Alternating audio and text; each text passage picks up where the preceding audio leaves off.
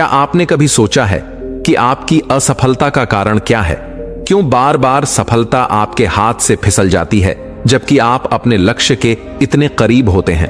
इसका जवाब बहुत ही साधारण है, आपका अशांत मन और आपका नियंत्रणहीन बोलना। जीवन में सफलता केवल मेहनत से नहीं मिलती, बल्कि सही समय पर सही निर्णय लेने से मिलती है। लेकिन जब मन अशांत होता है तो सही और गलत का फर्क समझना मुश्किल हो जाता है। इतिहास गवाह है कि जो व्यक्ति मौन और ध्यान की ताकत को समझता है वही असली विजेता बनता है। गौतम बुद्ध ने भी मौन और ध्यान के माध्यम से ही जीवन के गहरे सत्य को जाना था। आज की कहानी आपको झकझोर कर रख देगी। ये कहानी एक ऐसे युवक की है जो अपने अहंकार और घमंड की वजह से अपने हाथों से सफलता गंवा बैठा, लेकिन दूसरी ओर एक शांत और स्थिर मन वाला साधारण युवक सफलता का असली हकदार बन गया। इस कहानी को सुनकर आप जानेंगे कि मौन और एकाग्रता से किस तरह जीवन के सबसे कठिन लक्ष्यों को भी हासिल किया जा सकता है। तो चलिए इस अद्भुत कहानी को सुनते हैं और जानते हैं कि कैसे मौन ही असली ताकत है और क्यों एक शांत मन ही सच्चे विजेता की पहचान है। एक आश्रम में अर्जुन नाम का एक युवक रहता था। जब आश्रम के गुरुजी उससे मेडिटेशन या ध्यान करने को कहते तो वह यह कह देता कि यह सब फालतू की बातें हैं, इससे कुछ नहीं होता है। और वह तरह तरह का ज्ञान भी अपने दोस्तों को देता रहता था और उनसे इधर उधर की बातें भी खूब किया करता था, पर काम की बात कभी नहीं करता। बस दिन भर इधर उधर की बातें अपने सभी गुरु भाइयों से करता रहता। करीब 7 महीने बीत गए थे अर्जुन को इस आश्रम में आए हुए, लेकिन अभी तक उसमें कोई भी बदलाव देखने को नहीं मिला था। वह इधर उधर की बातें करके दोस्तों को लड़वाता भी रहता। किसी का सामान चुरा करके किसी दूसरे के पास रख देता, तो दूसरे का सामान चुरा करके किसी तीसरे के पास रख देता। इस तरह से वह आश्रम में लड़ाइयां करवाता रहता। मतलब उसके दिमाग में हमेशा खुरापात ही चलती रहती थी। कभी भी वह शांत से एक जगह पर बैठ ही नहीं पाता था। एक दिन जब अर्जुन के माता पिता उससे मिलने आए तो वह जब अर्जुन से मिले तो अर्जुन में कोई भी बदलाव नहीं पाए। 7 महीने बीत गए थे अर्जुन को इस आश्रम में आए हुए, लेकिन उसके अंदर अभी भी पहले जैसा ही गुण विद्यमान है, पहले जैसी शरारत है, पहले जैसी उसकी बदमाशी, और उसका स्वभाव भी बिल्कुल पहले जैसा है। सब कुछ पहले जैसा ही उसके अंदर मौजूद है। इस बात से परेशान होकर कि अर्जुन के माता पिता आश्रम के गुरु से मिलने पहुंच जाते हैं। जब आश्रम के गुरु के पास पहुंच जाते हैं तो दोनों उनको दंडवत प्रणाम करके कहते हैं कि गुरुवर, अर्जुन के स्वभाव में अभी भी कोई बदलाव नहीं आया है। अभी भी यह हर पल बदमाशी ही करता रहता है। जब हम लोग अर्जुन से मिले और इसके दोस्तों से मिले तो इसके दोस्तों ने बताया, अर्जुन हम सबको परेशान करके रख दिया है। यह हमेशा इधर उधर की बातें किया करता रहता है, ना ही पढ़ाई पर ध्यान दे पाता है और ना ही योग साधना की विद्या पर। गुरुवर कुछ करिए ताकि मेरा बेटा सही हो जाए। आश्रम के गुरु कहते हैं कि आप सबको मेरी एक बात माननी पड़ेगी, तभी जाकर के हम अर्जुन को कुछ सिखा पाएंगे और तभी वह सुधर सकता है। आप लोग अमीर घर से हैं और अर्जुन की हर एक जरूरत को पूरी करते आए हैं, और यहां तक कि आश्रम में भी आकर के आप लोग उसको मुद्रा देते रहते हैं, कपड़ा देते रहते हैं, जिससे उसका मनोबल बढ़ता रहता है। उसे लगता है कि वह तो बहुत अमीर घराने से है, उसे कोई दिक्कत नहीं होगी। आश्रम से शिक्षा प्राप्त करने के बाद जब वह घर पर लौटेगा तो उसके लिए कहीं भी नौकरी खोजने की जरूरत नहीं पड़ेगी। आप लोगों ने ही उसका मन बढ़ाया है। आश्रम के गुरु कहते हैं कि आप सबको बस मेरा एक काम करना है, बाकी सब काम आप मुझ पर छोड़ दीजिए, हम उसको सुधार देंगे। आश्रम के गुरु अर्जुन के माता पिता से कहते हैं कि आप लोग अर्जुन से अभी जाइए, मिलिए और उससे यह कहिए कि आज से तुम आश्रम के जैसे सभी बच्चे रह रहे हैं वैसे ही रहोगे। घर से अब कोई भी तुम्हारे लिए मदद नहीं आएगी। इतना बोल करके आप लोग आश्रम से चले जाइए, बाकी सारी जिम्मेदारी हमारी है। उसके माता पिता अर्जुन के पास पहुंच जाते हैं और अर्जुन से कहते हैं कि अर्जुन, हर बार अब हम तुम्हें गांव से पैसे देने यहां नहीं आएंगे और ना ही हम लोगों के पास इतना पैसा बचा है कि हम तुम्हारी हर एक जरूरत को पूरी करते रहे। जैसे आश्रम के सभी बच्चे रह रहे हैं वैसे ही तुम्हें भी यहां रहना है। अर्जुन कहता है कि यह आप क्या बोल रहे हैं? आप लोग मुझे पैसा नहीं देंगे तो मैं जिंदा कैसे रहूंगा? कैसे दोस्तों में मेरी मान मर्यादा बढ़ी रहेगी? अर्जुन को लगा कि उसके माता पिता मजाक कर रहे हैं। तभी उसके पिता बहुत ही गंभीर पूर्वक कहते हैं कि अर्जुन, तुम आश्रम में जैसे सभी बच्चे रह रहे हैं वैसे ही रहोगे। अब कोई भी मदद हमारी तरफ से तुम्हारे लिए नहीं की जाएगी जब तक कि तुम यहां अच्छे तरीके से शिक्षा प्राप्त नहीं कर लेते हो। अर्जुन कहता है कि हाँ ठीक है, आप लोग जाइए, मेरी कोई मदद मत करिए, ना ही मैं आप लोगों से कभी मदद मांगूंगा। यह बात अर्जुन के माता पिता को बहुत बुरी लगती है। वे लोग वहां से बिना कुछ बोले चले जाते हैं। 7 महीने बीत गए थे, पर अर्जुन के व्यवहार में अभी भी कोई परिवर्तन देखने को नहीं मिल रहा था। एक दिन गुरु सभी शिष्यों को बुलाते हैं, कहते हैं कि जंगल में आगे करीब 5 मील की दूरी पर एक साधु रहते हैं। उनके पास एक जादुई पत्थर है। अगर जो कोई भी उस जादुई पत्थर को लाने में कामयाब हो गया तो उसे इस आश्रम का विजेता घोषित कर दिया जाएगा। पर ध्यान रहे, जिसे वह जादुई पत्थर मिलेगा विजेता भी वही होगा। अगले दिन आश्रम के सभी बच्चे उस जादुई पत्थर को लेने निकल पड़ते हैं। अर्जुन भी आश्रम से निकल पड़ता है। उसके पास थोड़े बहुत पैसे थे तो वह रास्ते में बैलगाड़ी का सहारा ले लेता है, तो कभी किसी और चीज का सहारा लेकर के वह आगे बढ़ जाता है, जबकि आश्रम के सब बच्चे पैदल ही चल रहे थे। पैदल ही वह अपनी दूरी तय करते थे, क्योंकि उनके पास पैसा नहीं था और ना ही उनके घर वाले यहां मदद करने के लिए आते थे। सभी लोग अपने अपने तरीके से आगे बढ़ने लगे। जंगल डरावना था, वहां पर जानवरों की चीखने की आवाजें आ रही थीं, जिससे आश्रम के सभी बच्चे डर रहे थे। आश्रम के अन्य बच्चे एक झुंड बनाकर चलते थे, ताकि कोई जानवर अगर उन पर आक्रमण करे तो वे लोग उसका सामना कर सके। अर्जुन को भी डर लगने लगा था, लेकिन बस जैसे तैसे वह आगे बढ़ता रहा। तभी अचानक से आंधी आई और आंधी इतनी धूल भरी थी कि आश्रम के बच्चे इधर उधर बिखर गए। सभी बच्चे इधर उधर हो गए। किसी का अता पता नहीं कि कौन कहां है। कुछ बच्चे एक दूसरे के साथ थे तो कुछ किसी दूसरे के साथ थे, तो कुछ अकेले ही पड़ गए थे, और सब लोग धीरे धीरे अपने गुरु के अनुसार बताए हुए उस मार्ग पर आगे बढ़ रहे थे। कुछ पल ही बीते थे कि अर्जुन एक झरने के पास पहुंच जाता है। जब वहां वो पहुंचा तो उसने देखा कि एक साधु तपस्या में लीन है। वह ये सोचने लगा कि इतनी सुनसान जगह पर यह साधु तपस्या कर रहे हैं। वह साधु के पास पहुंच जाता है और उनसे कहता है कि गुरुवर, आप आंखें खोलिए, हम आपसे मिलना चाहते हैं। थोड़ी देर बाद वह साधु अपनी आंखें खोलते हैं और कहते हैं कि तुम्हें हमसे क्या चाहिए। अर्जुन कहता है कि गुरुवर, हमें हमारे गुरु ने जंगल में एक जादुई पत्थर लाने को भेजा है। कृपया करके अगर आपको कुछ जानकारी है उस पत्थर के बारे में तो मुझे जरूर बताएं।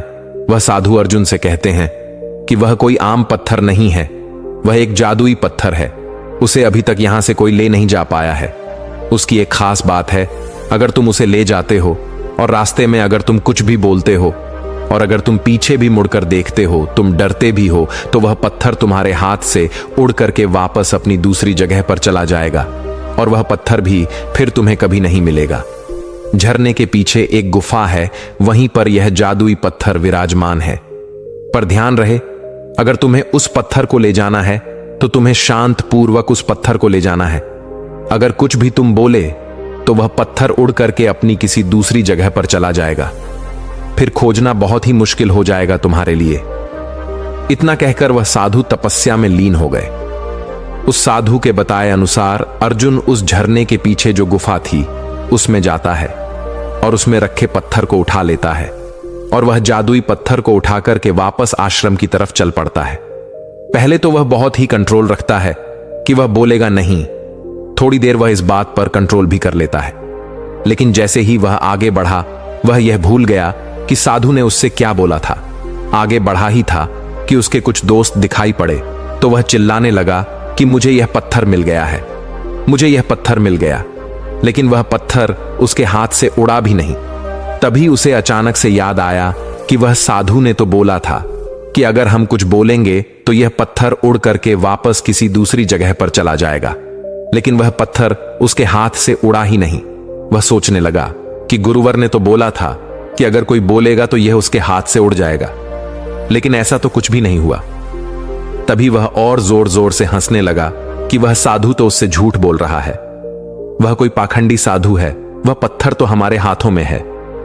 वह आश्रम के अन्य भाइयों से कहता है कि तुम सब मेरे साथ लौट चलो, क्योंकि यह पत्थर मुझे मिल गया है। अब तुम सबको इस पत्थर को लेने की जरूरत नहीं है, क्योंकि अब कोई इसे पा नहीं पाएगा और मैं ही विजेता बन जाऊंगा। अर्जुन उस पत्थर को लेकर के वापस आश्रम में पहुंच जाता है, लेकिन आश्रम का एक शिष्य जिसका नाम रघु था, रघु आगे बढ़ता रहा अपने मार्ग पर, और वह भी उन साधु के पास पहुंच जाता है और वह उन साधु से पूछता है कि महाराज, मुझे एक पत्थर की तलाश है जो कि मेरे गुरु ने मुझसे कही थी। वह कोई आम पत्थर नहीं है, वह जादुई पत्थर है। कृपया करके मेरा मार्गदर्शन करें और मुझे यह बताने का कष्ट करें कि मुझे वह पत्थर कहां मिलेगा। रघु के बोलने के स्वभाव से, उसके भाव से वह साधु समझ जाते हैं कि यह कोई आम लड़का नहीं है, यह बहुत ही गंभीर है। वह साधु कहते हैं कि तुम्हें वह पत्थर इस झरने के पीछे जो गुफा है, तुम्हें वहीं पर वह पत्थर दिखाई देगा। हाँ, लेकिन एक शर्त है, जब भी तुम उस पत्थर को ले जाओगे तो तुम्हें कुछ बोलना नहीं है। अगर तुम कुछ बोलोगे तो पत्थर तुम्हारे हाथ से उड़ करके वापस अपनी जगह पर चला जाएगा।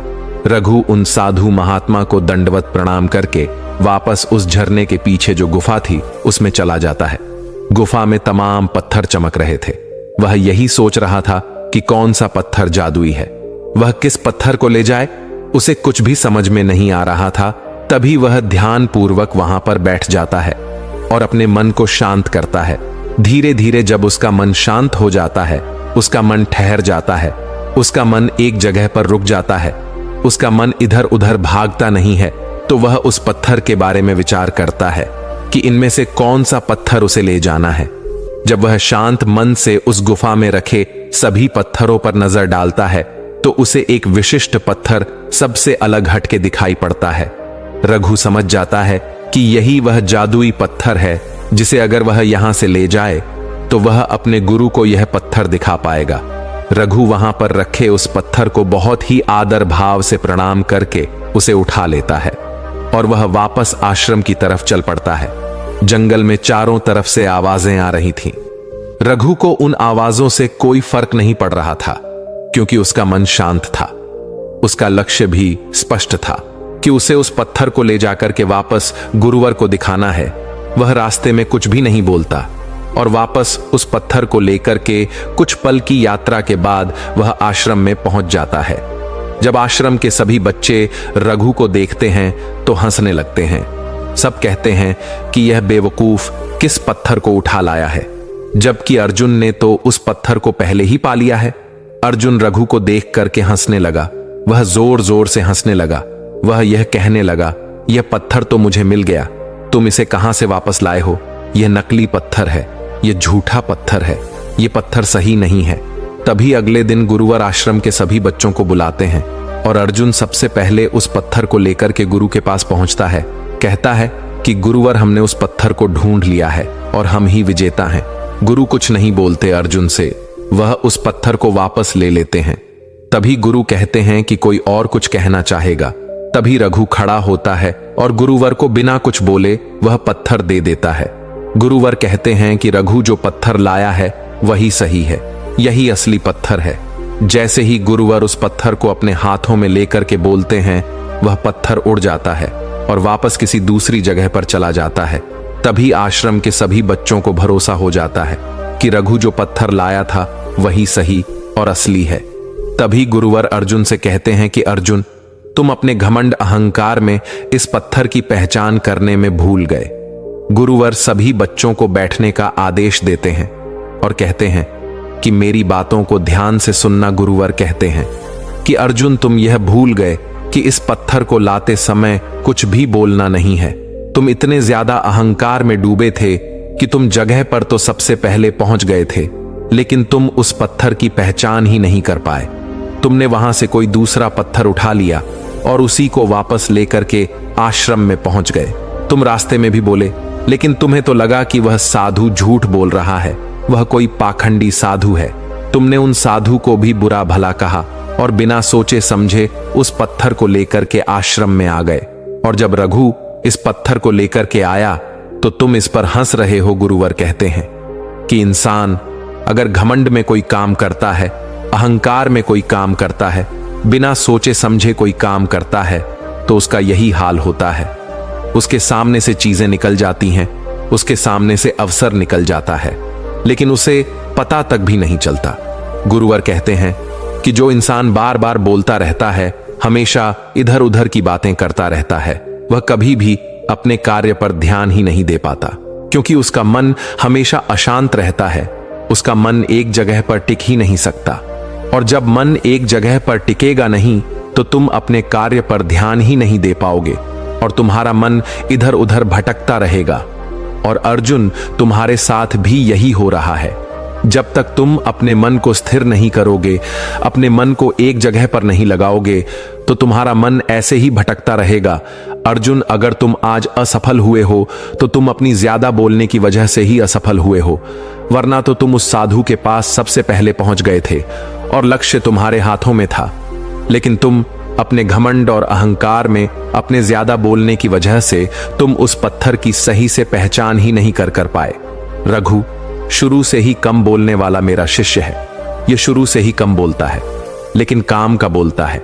इसलिए मुझे रघु पर भरोसा था कि यह उस पत्थर को जरूर ढूंढ लेगा, क्योंकि आश्रम में भी यह बहुत ही शांतिपूर्वक रहता है। इसलिए यह जो भी पढ़ता है, जो भी विद्या अर्जित करता है, इसको वह सब बातें याद रहती हैं। और जब हम कोई भी परीक्षा लेते हैं तो रघु ही उसमें सफल होता है। रघु का जीतने का यही राज भी है कि रघु कोई भी काम करता है तो बहुत सोच विचार करके, समझ करके करता है। तुम सबकी तरह नहीं कि बिना सोचे समझे उस काम को कर दे। ज्यादा बोलने वालों के साथ अक्सर यही होता है कि वह जल्दबाजी में रहते हैं, इसलिए वह हड़बड़ी में भी सही काम को गलत कर देते हैं, क्योंकि उनकी ऊर्जा इधर उधर भागती रहती है आगे से। तुम सब मेरी इन बातों को याद रखना। अगर तुम सब कम बोलने का अभ्यास नहीं करोगे तो जीवन में ऐसे ही असफल होते चले जाओगे। इसलिए आज से ही तुम सब शांत रहने का अभ्यास शुरू करो। जो व्यक्ति जितना शांत रहता है वह उतना ही गहराइयों से चीजों को समझ पाता है। इसलिए सुबह और शाम तुम सब मौन रहने का अभ्यास करो, क्योंकि मौन रहकर ही जीवन की गहराइयों को जाना जा सकता है। मौन रहकर ही जीवन के सत्य को जाना जा सकता है, खुद को जाना जा सकता है। गुरु आगे कहते हैं कि गौतम बुद्ध को जब ज्ञान की प्राप्ति हुई थी तो वह 7 दिनों तक कुछ नहीं बोले थे और बिल्कुल शांत हो गए थे। उनका मन बिल्कुल स्थिर हो गया था और वह जीवन के कठोर सत्य को जान गए थे। यह सब उन्हें एकांत में ध्यान करके मौन रहने से ही प्राप्त हुआ था। अगर वह बोलते, वह इधर उधर की बातों पर ज्यादा विचार करते तो वह कभी भी कठोर सत्य को जान नहीं पाते। इसलिए अगर तुम सबको भी अपने जीवन की गहराइयों को जानना है, अपने जीवन में सफल होना है, तो तुम्हें भी मौन रहने का अभ्यास करना होगा। अगर तुम सब दिन में कुछ देर मौन रहने का अभ्यास करोगे तो तुम सब भी उस सत्य का अनुभव कर पाओगे। गुरु आगे कहते हैं कि रघु विजय भी हुआ, लेकिन इसके चेहरे पर एक शांति और सुख सुकून स्पष्ट रूप से दिखाई पड़ रही है। वहीं अर्जुन, अगर तुम विजय होते तो यहां तुम चीखने चिल्लाने लगते, लेकिन रघु के अंदर की स्थिरता तुम सबसे कहीं बहुत ज्यादा है। तभी अर्जुन आगे आता है और कहता है कि गुरुवर मुझे क्षमा करें। गुरुवर, आज से मैं आपकी सारी बातें मानूंगा और हम भी मौन रहने का अभ्यास जरूर करेंगे। इतने दिन से हम आश्रम में रह रहे हैं, लेकिन मुझे इतना दुख और अफसोस नहीं हुआ था जितना कि आज हमें हुआ है। आज मुझे महसूस हो गया कि हम जो कर रहे थे अनादर पूर्वक कर रहे थे, गलत तरीके से अपने कामों को कर रहे थे। हम ज्यादा बोलते थे, इस वजह से हम अपने कार्य पर ध्यान ही नहीं दे पाते थे। गुरु मुझे क्षमा कीजिए। आगे से हम अपने अंदर बदलाव लाने की कोशिश जरूर करेंगे और मौन रहने का भी अभ्यास करेंगे।